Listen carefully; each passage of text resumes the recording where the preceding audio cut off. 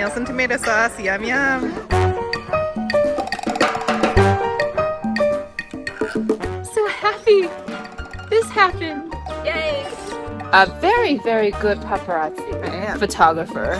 So today we're in Seville, Spain. I'm here with my good friend Bethany, who I met on the bus to Tarifa, Spain to attend our first digital nomad conference. And on the weekend, we have some free time, so we took a day tour to Seville.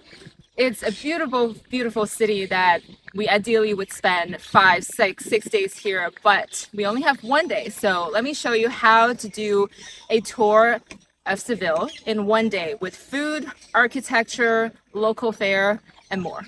Bethany and I arrived in Seville and we saw a bunch of people, like endless women, Flamenco ladies, flamenco dresses, and we just don't know what's going on. Like, is there a huge party?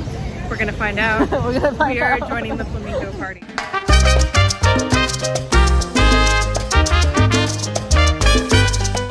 But first things first, we got some amazing creative Spanish cuisine and then checked into our Airbnb that's best described as a little quirky. This is a really interesting courtyard with a bull of our Airbnb that's right over there. It was quite spooky at night. But they do have really pretty architecture above. The next morning, we arrived at Plaza de España, one of the most famous architectural sites in Seville, mixing Baroque, Renaissance, and Moorish style of Spanish architecture. This is our first stop, Plaza de España. This plaza, I have seen it so many times on video, on photo. I've dreamed about it. I booked a ticket here in 2019. Unfortunately, due to visa issues, I could not be here, and I was so sad. And today, I'm so happy this happened. Yay! So, come take a look with me.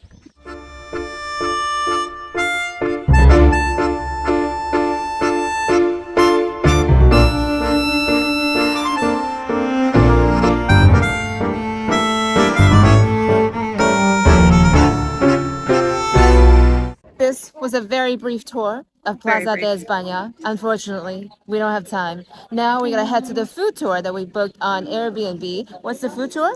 Ugly food, but it's gonna be so good. We arrived early at the meeting spot, so we decided to sit down, get some churros, and wait for the tour guide. Our suspicion that something is going on in this city is further solidified by the endless horse carriages constantly galloping around every corner of the city. I just made a stunning discovery. We're having chocolate. We're having churros. So good. Cheers. Waiting for a food tour to happen, and I just discovered churros in Spain is not at all like the ones we had in the US. No. It has no sugar anywhere.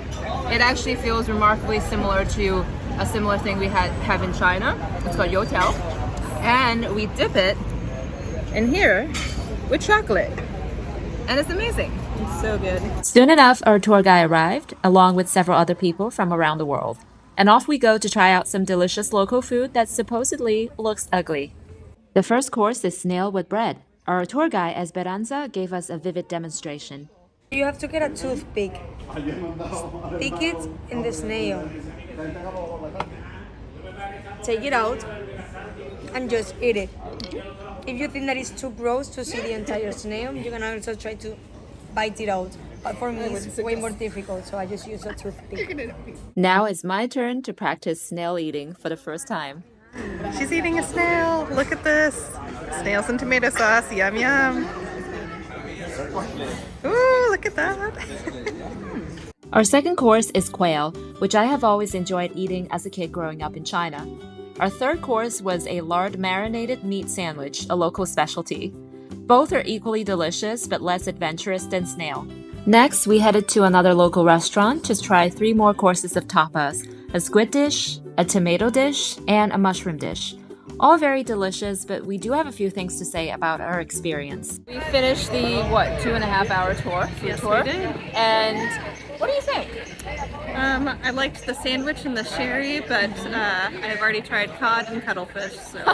I know. So we went to a super local place with sandwiches, with snail, and with quail, which is nice. Oh, the fried quail was good. That was Right, good. right. But the second place is like a proper restaurant, which is very nice, but it's kind of like less local, and we could have gone there ourselves, and we thought there would be like a third place. But given that it's $38 per person and plus the, you know, tour guide fee, I guess that makes sense. Sure. Yep. So would be recommended? Yeah, but it could have been better. If you've never had tapas or Spanish Right. food before, do it. Otherwise, Definitely. maybe not. Our next stop was a wild card. We finally figured out why there's so many flamenco ladies and horse carriages everywhere in the city. It was the last day of La Feria de Sevilla, an annual spring festival and a quintessential Seville fair, where hundreds of Spanish families put up invitation-only tents for social gatherings, the women dress up in their finest flamenco dresses, and the entire family enjoy horse carriage rides around the city.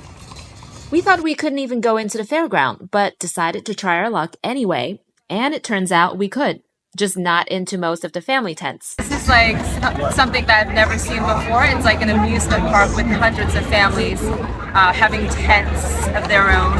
And they dance, they eat, they talk about politics, talk about everything. And everybody is dressed up so beautifully. This is once-in-a-lifetime opportunity to experience a La Feria. As I was walking across the fairground, I noticed one interesting detail. Even though we can just walk in as a tourist, there are not a lot of tourists, very, very few. Only a few we've seen and a tour group. But not sure why. Is it because it's the last day or most tourists don't know about this? So if you know anything about this, let me know. The amount of horse carriages is endless. Like we try to catch up with all of them, it's impossible. Like they just keep coming in all kinds of directions. You like look at this Right. one that's coming up behind us. If you Right, exactly. horse-drawn carriages.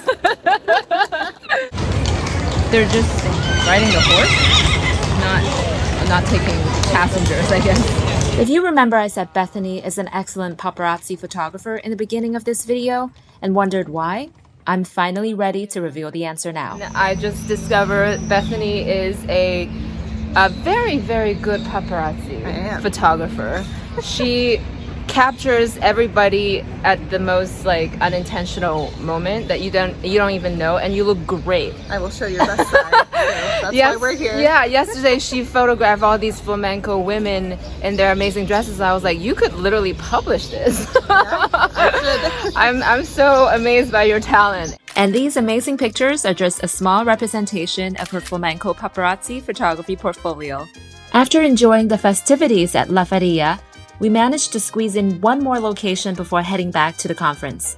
To contrast with classic Spanish architecture, we decided to check out a modern architecture masterpiece that's right up my alley. This is a public art piece called Setas de Sevilla. It's an art piece that I've seen so many times on social media, on Google search, and I bookmarked it. Last time I was supposed to be here in 2019, but finally I'm here. This is such a cool piece of art, and supposedly there's a pedestrian walkway somewhere up there and a museum. So I'm gonna see if I can check it out. Setas de Sevilla, or Mushrooms of Seville, is designed by German architect Jürgen Mayer. It's a gigantic wooden structure located at the La Encarnacion Oak Quarter of Seville.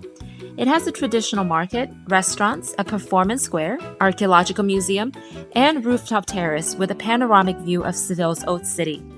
Every piece of wooden panels is nested together to create this one-of-a-kind masterpiece.